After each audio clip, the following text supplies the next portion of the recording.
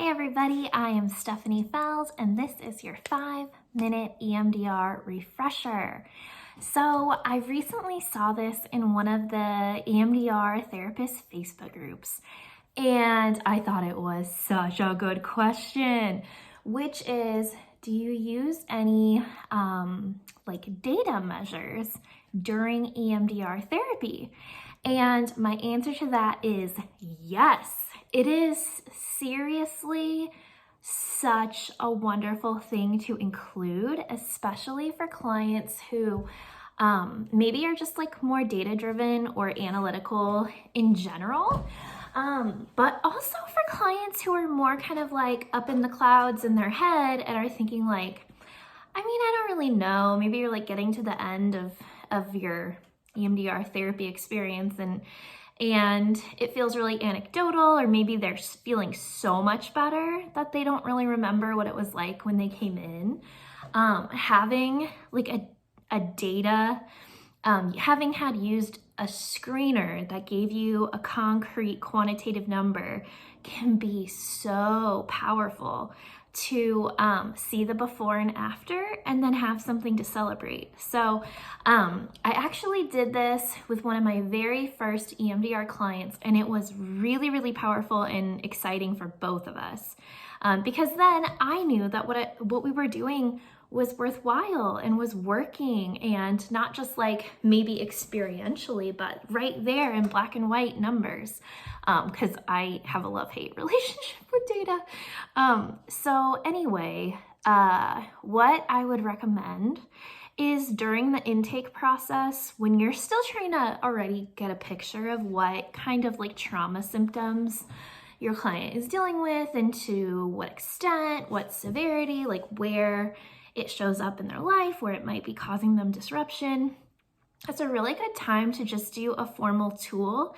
And so for kids and teens, and sometimes I'll use this with kind of like college age students who are still not quite launched all the way into adulthood, I use the CPSS-V, and I can link that below. And then for adults, a screener that takes trauma symptoms into account, you could do the PCL-5, which I can also link down below. And both of those will measure different trauma symptoms and give you a score. And so I like to tell clients what their score is, especially if it's high in the beginning.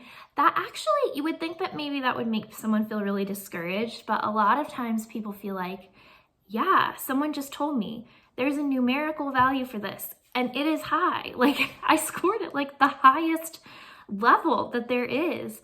That can be like really, really validating, and people feel seen and heard.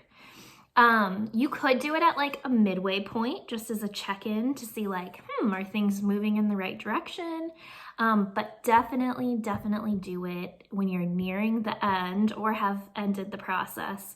That first client I was talking about, we did it again maybe a month before we were deciding to kind of part ways and our therapy relationship was ending, and it was shocking seeing the difference. I forget what the CPSS though, maybe it was like in the 30s or 40s, and when we took it again it was like 3.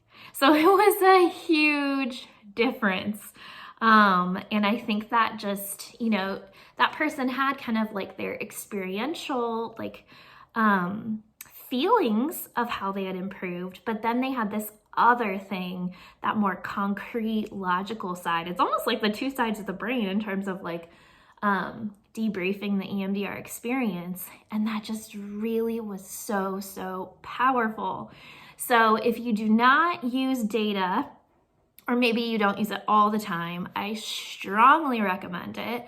I will link it below. If this is something that you want to talk about more in depth, or you just want to go deeper with EMDR, feel free to visit my website, kaleidoscopecounselingstl.com, and check out the offerings I have for individual and group consultation. All right, friends, take good care.